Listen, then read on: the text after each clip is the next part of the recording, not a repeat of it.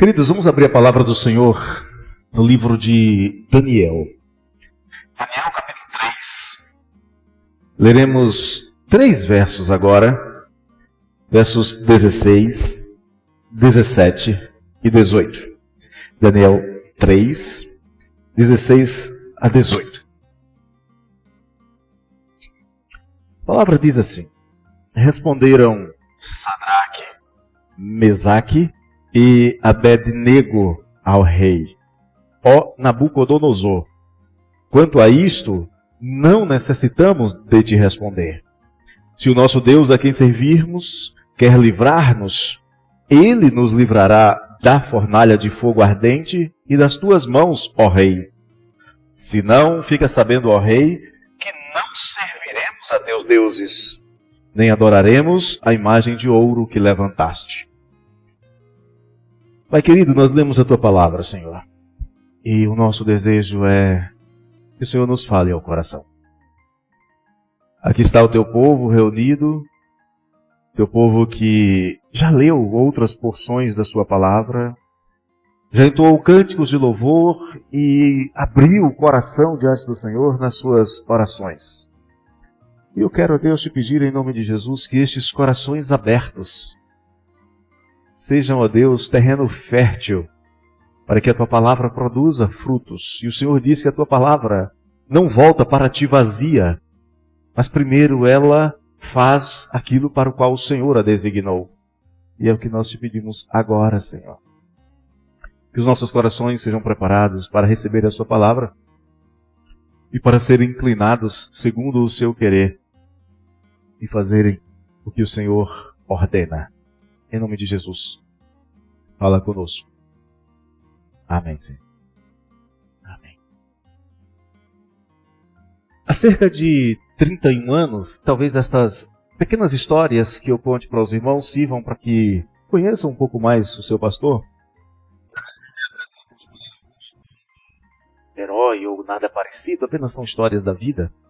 Há cerca de 31 anos atrás, eu era representante comercial. Viajava de cidade para cidade, fazendo vendas de secos e molhados. E não era incomum que, eventualmente, fizesse caminhadas entre uma vila e outra vila, entre uma cidade e uma outra cidade.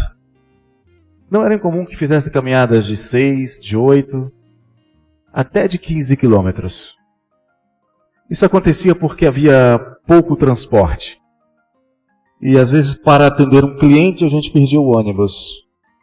E não tinha mais ônibus, e só no outro dia. Às vezes a gente perdia um ônibus pela manhã e o outro ônibus era só no final da tarde. Então perdia-se um dia inteiro. Enquanto a gente perdia esse dia, outros vendedores chegavam antes da gente e conquistavam os clientes e a gente ficava sem as vendas. Então, para evitar isso, a gente caminhava alguns quilômetros.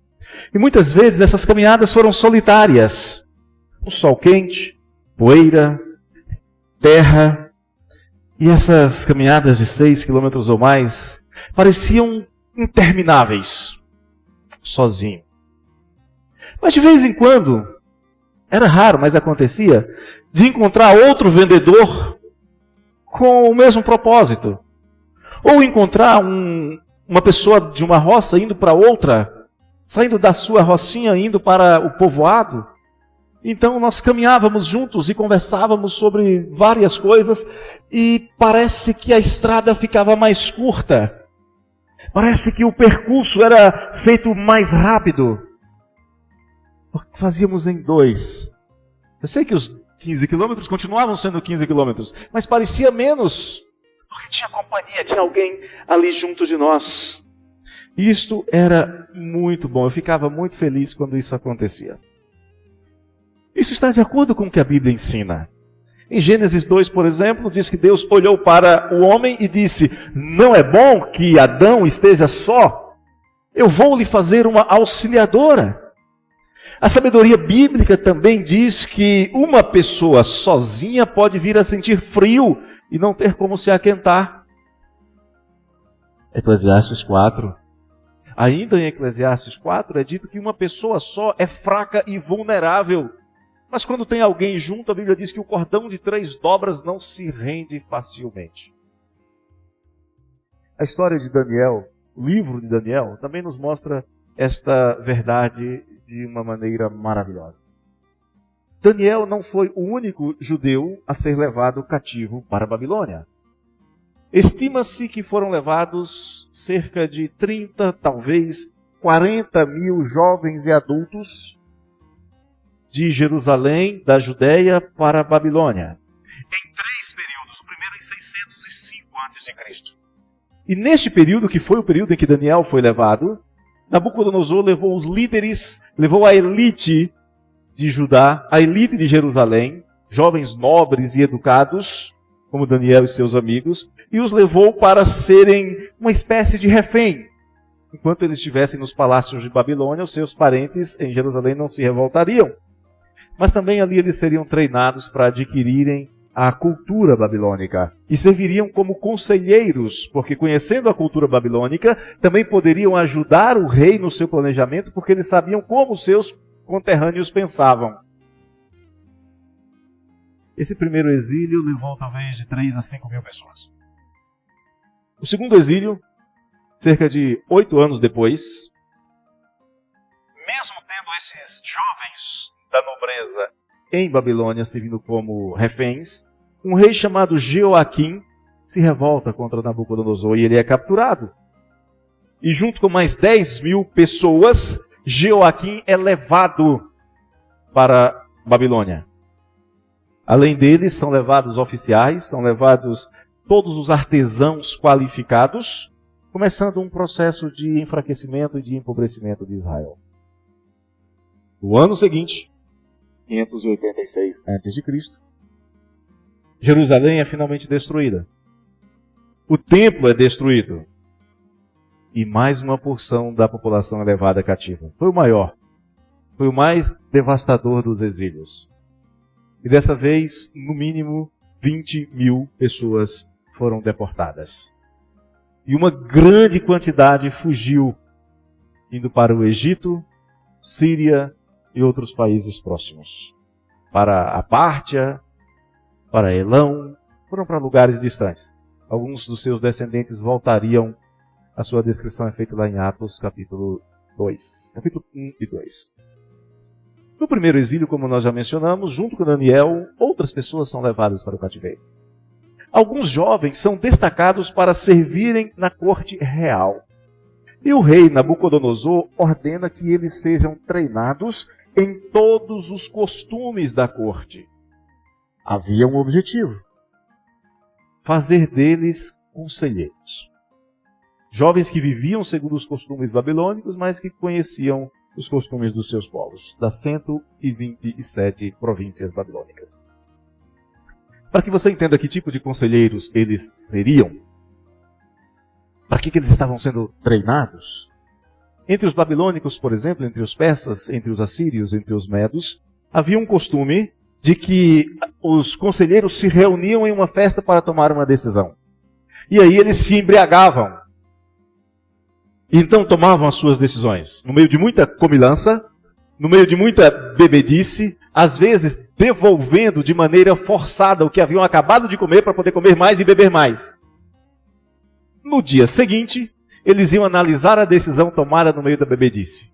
E se aquela decisão ainda parecesse boa, era a decisão a ser implementada. Agora você imagine um servo de Deus participando de uma reunião de planejamento desse jeito. Entende por que Daniel disse que não queria se contaminar com as finas iguarias da mesa real, além da questão sacramental, além da questão de pureza alimentar? Daniel, junto com Sadraque, Mesaque e Abednego, tomam uma decisão. E nesta noite eu quero falar sobre a bênção de fazer parte de uma igreja que decidiu se comprometer firmemente e integralmente com o seu Deus. Fazer parte de igreja relaxada não é bênção. É problema. É canseira. É desgosto. Talvez até é motivo de lágrimas. Mas fazer parte de uma igreja compromissada com o Senhor é uma grande bênção. E é isso que nós queremos que nós sejamos. Capítulo 1, verso 17. Depois que esses jovens se comprometeram firmemente, verso 17, 18, 19 diz: ora, a esses 4 jovens Deus deu o conhecimento e a inteligência em toda cultura e sabedoria. É claro que esses jovens seriam mais sábios do que aqueles que se embriagavam. Talvez até alguns ficassem viciados em álcool ou outras coisas.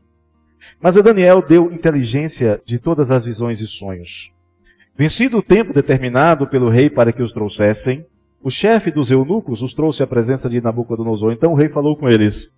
E entre todos não foram achados outros como Daniel, Hananias, Misael e Azarias.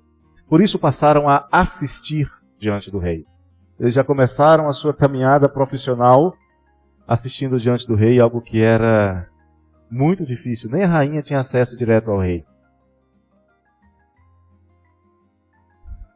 Daniel, Sadraque, Mesaque e Abednego eram alguns jovens, um grupo de jovens, era uma igreja do Senhor ali, compromissados com a sua fé.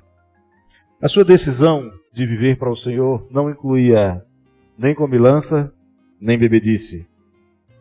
A decisão desses jovens, no meio de muitos outros judeus, porque não foram só eles, como nós vimos, 3.000, 10.000, mais 20 ou 30.000, não foram só eles. A decisão deles, no meio de muitos outros judeus e de muitos outros membros de muitas outras províncias, foi de santificação pessoal, de consagração moral e de uma entrega total ao Senhor seu Deus. Embora no verso 8 a menção seja apenas a Daniel, ele não estava sozinho nessa decisão. Porque quando ele vai falar com o chefe dos eunucos, ele fala em nome dele, em nome de Ananias, em nome de Misael e em nome de Azarias. Ou em nome de Sadraque, Mesaque e Abednego. E eles recebem a bênção, recebem a autorização de fazerem o que estavam pedindo. Eles não estavam sozinhos. Daniel recebeu a bênção de fazer parte de uma equipe, de uma igreja pequenininha, é verdade, mas compromissada, comprometida com o Senhor Deus. Nós não podemos duvidar, por exemplo, de que Daniel orasse. Daniel orou quando foi proibido que ele orasse sob pena de morte. Ele orava, então nós imaginamos aqui que enquanto não era proibido, ele orava. E certamente ele orava junto com seus amigos. Nós não devemos duvidar que Daniel estudasse a palavra de Deus. Ele era versado na palavra do Senhor. Ele instruiu os magos da corte persa na palavra do Senhor, a ponto de 4 séculos depois, aqueles que continuavam estudando as coisas que Daniel ensinou foram a Jerusalém e depois a Belém conhecer Jesus, o recém-nascido rei dos judeus. Não devemos duvidar que Daniel estudasse a palavra de Deus junto com os seus amigos. Não temos dúvidas de que Daniel foi abençoado por Deus e por seus amigos. Era uma bênção. E é uma bênção. E sempre será uma bênção fazer parte de uma igreja, de uma comunidade, de um grupo de cristãos comprometidos com a sua fé. E eles tomaram a decisão, e nós vamos deixar um pouco Daniel de lado, e vamos olhar um pouco para Sadraque, Mesaque e Abednego. E eles tomaram uma decisão de manter-se firmes na fé em toda e qualquer situação. No verso 10 do capítulo 3, alguns homens chegam para o rei Nabucodonosor e dizem: Tu, ó rei, baixaste um decreto pelo qual todo homem que ouvisse o som da trombeta, do pífaro, da harpa, da cítara, do saltério, da gaita de foles e de toda sorte de música se prostraria e adoraria a imagem de ouro, e qualquer que não se prostrasse e não adorasse seria lançado na fornalha de fogo ardente. Era o decreto. Nabucodonosor construiu uma estátua de 18 metros de altura. E essa estátua estava recoberta de ouro. Foi colocada em uma planície para que fosse vista a uma longa distância. E quando o sol batesse, aquilo brilhava de uma maneira extraordinária. E então os sacerdotes desta imagem começavam a tocar os instrumentos numa grande festa e todo mundo adorava a imagem. Que coisa extraordinária. Mas há uns homens judeus que tu constituíste sobre os negócios da província de Babilônia. Olha só onde eles estavam, eles eram influentes. Sadraque, Mesaque e Abednego. Sempre tem alguém para falar mal do povo de Deus. Esses homens, ó rei, não fizeram caso de ti. A teus deuses não servem, nem adoram a imagem de ouro que levantaste. Então Nabucodonosor, irado e furioso, mandou chamar Sadraque, Mesaque e Abednego. E trouxeram a estes homens perante o rei. Vamos entender isso aqui. Os amigos de Daniel, em um determinado momento, eles se viram em uma situação bastante complicada. Havia uma ordem do rei para adorar uma imagem que ele planejou e mandou construir. 60 côvados de altura.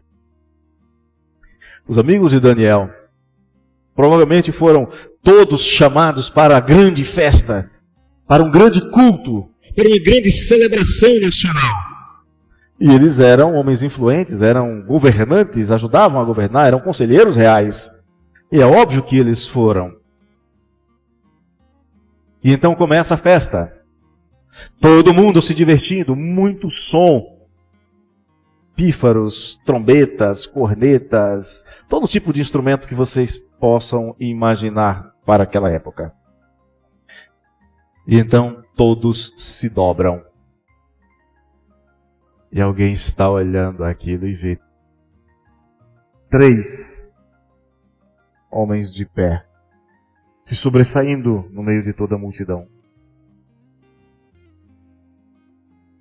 Daniel não estava ali, provavelmente estava em uma das suas viagens. Os amigos de Daniel não obedeceram porque sabiam que só poderiam e só deveriam adorar ao Senhor. Eles conheciam Êxodo 20, versos 4 e 5. Eles não construiriam e nem se prostrariam e nem adorariam a imagem nenhuma. Eles sabiam que somente a Deus eles deveriam adorar e dar culto. Eles simplesmente não fariam o que todo mundo faz na planície do mundanismo. Eles disseram não, não seremos como o mundo é. Eles não fizeram o que o rei mandava, como nós não devemos fazer o que os costumes mandam, o que os governantes mandam, nem o que a mídia manda ou coisa parecida.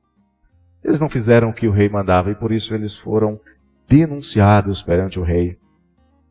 E com isso eles seriam lançados numa fornalha ardente. Mas eles haviam tomado a decisão de manter a sua fé em toda e qualquer circunstância. Eles haviam tomado a decisão de manter a sua fé mesmo diante de ameaças de morte. Quando o rei diz que eles seriam lançados na fornalha ardente, que foi superaquecida, e o rei diz, vocês não sabem que só eu posso livrar vocês de lá? Quando Nabucodonosor tomou Jerusalém, ele disse assim, os deuses dos povos não conseguiram livrar povo nenhum das minhas mãos. Jerusalém caiu. Ele levou os instrumentos da casa do Senhor, os tesouros do templo, e levou para a Babilônia. Ele se achava maior do que Deus. Quando ele diz, ninguém pode livrar vocês das minhas mãos, nem o seu Deus. Zombaram do Deus de Sadraque, Mesaque e Abednego, e eles respondem, ó Nabucodonosor, quanto a isso, nós não necessitamos te responder. Nabucodonosor já os conhecia. Eles eram conselheiros reais. Se o nosso Deus a quem servimos quer livrar-nos, Ele nos livrará da fornalha de fogo ardente e das tuas mãos, ó rei. Se não, ou seja, se Deus não quiser livrar, se não, fica sabendo, ó rei, que não serviremos a seus deuses, nem adoraremos a imagem de ouro que levantaste. Não vamos nos curvar. Eles conheciam as leis babilônicas. Mesmo sendo conselheiros reais, eles eram escravos. Eles viviam como o rei queria que eles vivessem, onde o rei queria que eles vivessem, e viveriam por quanto tempo o rei quisesse que eles vivessem. Eles sabiam que as leis entre os babilônicos, entre os persas, entre os assírios e medos, eram leis para serem cumpridas. Não havia entre eles leis para inglês ver. Não havia, como existe aqui no Brasil, muitas leis que não pegam. O decreto foi promulgado com conhecimento de todo o povo. Foi divulgado em toda a nação. Todos deveriam se curvar. Todos deveriam adorar a imagem, senão morreriam. E eles decidem não se curvar. Eles são acusados e levados perante o rei. E o rei lhes pergunta, vocês não sabem que podem morrer? Eles dizem, isso está nas mãos de Deus e não nas suas. Nós não precisamos te responder estas coisas. A atitude destes homens é resultado de uma decisão de não temer aquele que pode fazer perecer o corpo, temendo apenas o Senhor, que pode fazer perecer tanto a alma quanto o corpo no inferno. Olhando para esses homens e olhando para a nossa caminhada hoje, eu sei que a jornada cristã pode ser desafiadora. E muito desafiadora quando é enfrentada sozinho. Mas a companhia de irmãos em Cristo parece encurtar as distâncias, fortalece o ânimo. E assim como Sadraque, Mesaque e Abednego mantiveram-se unidos, e também a Daniel, na sua decisão de guardarem a sua fé, nós como igreja somos chamados a sermos um corpo onde os membros apoiam uns aos outros nas suas lutas espirituais. Aliás, um dos mandamentos é levai as cargas uns dos outros e assim cumprireis a lei de Cristo. Você quer cumprir a lei de Cristo em relação ao seu irmão? Ajude-o a levar as suas cargas. A verdade, queridos, é que é uma bênção ter companheiros comprometidos com a santidade diante do Senhor. Os jovens judeus decidiram não se contaminar com a cultura babilônica. Eles resolveram permanecer fiéis a Deus mesmo diante de todo tipo de pressão. Nós, como igreja, também devemos comprometer-nos a viver em santidade. Rejeitar práticas mundanas que comprometam a nossa fé e o nosso testemunho e nos apoiarmos mutuamente nesta decisão. Como aconteceu com esses homens, com Daniel, por exemplo, intercedendo para que ele e os seus amigos pudessem ser provados para ver se seriam realmente abençoados por Deus. Como é que podemos aplicar isso na nossa vida hoje? Podemos, por exemplo, estabelecer uma rotina para estar em comunhão com os irmãos da fé. Participar de grupos onde a igreja está reunida em oração. Buscar os momentos em que a igreja está reunida em estudo bíblico. Não deixar de buscar a comunhão na hora da adoração. Incentivando-nos mutuamente para vivermos em santidade e rejeitando práticas que possam enfraquecer a nossa fé. Muito pouco tempo depois dos judeus chegarem à Babilônia, provavelmente por influência e sob o patronato de Daniel, criou-se uma coisa chamada sinagoga, onde os judeus se reuniam para estudar a palavra, para orar e para adorar ao Senhor. Como podemos aplicar isso ou ilustrar isso? Imagine um grupo de jovens que decidam evitar conteúdos impróprios na internet. Imagina a nossa UPA, por exemplo, se reunir e falar assim, olha, vamos evitar determinadas coisas da internet. Vamos criar aqui, com a ajuda do conselheiro, um plano de leitura bíblica diária. E vamos compartilhar as nossas reflexões em oração, em um grupo de mensagens. Grupo de WhatsApp pode ter utilidade, pode ser bom também. Imagine que eles decidam que quando um deles estivesse sendo tentado, pudesse entrar em contato com outro e falar assim, olha, me ajuda, ora por mim agora, ora comigo. Pudesse receber apoio, conselhos e oração. Daniel, Sadraque, Mesaque e Abednego resolveram fazer isso, apoiarem-se mutuamente. Aprendemos também que é uma bênção ter companheiros compromissados com a manutenção da fé, mesmo diante dos desafios, por maiores que eles sejam. Quando eles foram confrontados com a ordem de adorar a estátua de Nabucodonosor, eles três viram que eram os únicos que não se prostraram diante desta estátua. Mas mesmo assim resolveram se manter firmes. Mesmo sob a ameaça de morte, eles se mantiveram firmes e unidos, encorajando-se uns aos outros e permaneceram fiéis nesse tempo de provação. E hoje, podemos criar amizades cristãs que nos ajudem a enfrentar os desafios da vida, apoiando-nos mutuamente. Podemos, por exemplo, criar amizades e grupos em que possamos compartilhar experiências e orar uns pelos outros. Imagine, por exemplo, um cristão que trabalha em um ambiente onde a corrupção é sistêmica. Brasília nem deve ter muito disso.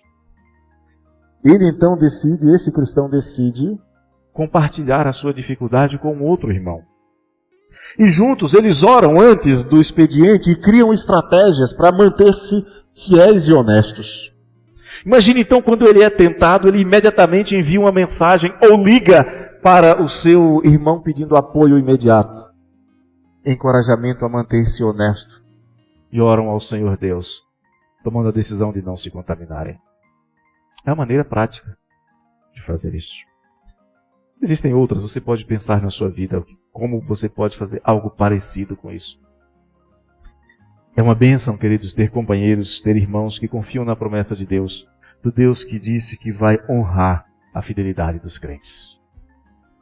A resposta de Sadraque, Mesaque e Abed-Nego reflete total confiança na soberania e na fidelidade de Deus. Eles sabiam que Deus é capaz de livrar. E eles dizem, olha, se Deus quiser nos livrar da fornalha, Ele vai fazer. Deus não quis. Deus fez mais. Deus nos livrou na fornalha. Livrar da fornalha era uma coisa, talvez alguém encontrasse uma explicação sociológica, antropológica ou histórica. Mas livrar lá na fornalha, só Deus. E a igreja deve ser o lugar onde os membros aprendem a confiar em Deus, não apenas quando tem os resultados desejados, mas por quem Deus é. E como fazer isso? Conhecendo as promessas de Deus, reconhecendo a fidelidade de Deus ao cumprir todas as suas promessas e confiando nele mesmo em tempos incertos, orando e fortalecendo a sua fé junto com os crentes, compartilhando através do testemunho o que Deus tem feito por você, para que outros vejam que nós temos um grande Deus, o nome de Deus seja glorificado. Uma família pode, por exemplo, enfrentar um desafio financeiro. E muitas vezes, quando as famílias enfrentam desafios financeiros, a primeira coisa que eles cortam não é o sanduíche, é o dízimo. Mas esta família resolve continuar dizimando e ofertando. Compartilham a sua situação com um grupo da igreja e vão receber apoio em oração. E se forem irmãos como Sadraque, Mesaque, Abed-Nego e Daniel, eles vão se ajudar. Deus pode abrir portas inesperadas. Eles podem ser indicados para trabalhos pelos seus irmãos. A própria igreja pode se mobilizar para ajudá-los. E essa experiência vai fortalecer a confiança de todos, vendo que tem um Deus soberano, fiel e providente. A fidelidade desses homens, de Daniel, Sadraque, Mesaque e Abed-Nego, desde a sua juventude, num ambiente inóspito, num ambiente contrário à sua fé, como era a Babilônia, a fidelidade desses homens foi um testemunho público da grandeza e do poder de Deus. Quando Nabucodonosor diz, ninguém pode te livrar das minhas mãos, eles dizem, Deus pode. E toda a nobreza, toda a nação sabia que aqueles homens seriam lançados na fornalha ardente. E para complicar, eles colocaram mais lenha, e mais lenha, e mais lenha, e mais lenha, e muito mais lenha. A ponto de as pessoas que foram jogar Sadraque, Mesaque e Abed-Nego na fornalha, na porta da fornalha morreram queimados. E eles andavam tranquilamente no meio do fogo. Deus mostrou para toda a nação da Babilônia que Ele é o grande Deus. O Deus dos impossíveis, o Deus todo-poderoso. E de forma semelhante como igreja, nós devemos confiar neste Deus. E obedecê-lo. E sermos luz no mundo onde impera as trevas. E sermos fiéis no mundo que frequentemente adora imagens, algumas delas tão reluzentes quanto a grande estátua erigida por Nabucodonosor. E eu não estou falando de um pedaço de ouro em uma planície. Eu estou falando de ídolos construídos dentro do próprio coração. Eu estou falando de materialismo, de relativismo, de individualismo e de tantas outras formas de pecar na modernidade. Como igreja, nós somos chamados a vivermos com um firme compromisso de sermos discípulos e servos do Senhor. E será uma grande bênção se todos nós, como crentes no Senhor, agirmos desta maneira. E experimentaremos então a bênção de fazer parte de uma igreja comprometida com a sua fé e abençoada pelo Senhor nosso Deus. Esse é o desafio que é posto diante de nós como igreja. E esta igreja que nós devemos ser. E nós não devemos esperar a igreja ser assim para dizer agora eu vou fazer. Nós devemos fazer como Daniel, Sadraque, Mesaque e Abed-Nego. Nós seremos assim. Nós nos comprometeremos para esta vida e, se necessário for, para além dela, até para a morte. Mas nós vamos nos comprometer com a nossa fé, com o nosso Senhor, com o nosso Deus, e vamos viver como Ele requer de nós. E todos vamos usufruir da bênção de fazer parte de uma igreja comprometida com o Senhor nosso Deus. Que o Senhor nos ajude a colocarmos estas coisas em prática. Que o nosso coração seja inclinado para dizermos: é isto mesmo que nós vamos fazer. E nós experimentaremos a bênção de sermos uma igreja abençoada pelo Senhor nosso Deus. Amém. Queridos, vamos orar ao Senhor e, na sequência, louvá-lo com o hino de número 287. Obrigado, Deus, pelo exemplo destes homens. A tua palavra diz que tudo quanto foi escrito para nossa instrução, para nossa edificação, para que pelo exemplo e paciência das Escrituras nós fôssemos edificados. Obrigado porque um dia o Senhor colocou estas santas disposições no coração destes homens do passado, que eram homens semelhantes a nós, não eram super-heróis. Eram homens semelhantes a nós e sujeitos às mesmas fraquezas. Mas o Senhor, ó Deus, resolveu usá-los e resolveu que o exemplo deles fosse registrado para a nossa edificação. E nós queremos pedir, Senhor, que o Senhor incline o nosso coração para sermos semelhantes a eles e imitadores daquilo que eles fizeram em obediência ao Senhor. Abençoe-nos, Deus. Inclina, molda, transforma, se necessário quebranta o nosso coração. E se há alguém que entrou aqui nesta noite sem este comprometimento com o Senhor, mas que o Senhor colocou no coração o desejo de começar a andar contigo, ó Pai, eu te peço, em nome de Jesus, que o Senhor confirme pelo poder do Teu Espírito. Que o Senhor faça isso de maneira poderosa e irresistível. Que a Sua graça mova. Te peço isto, em nome de Jesus. Amém.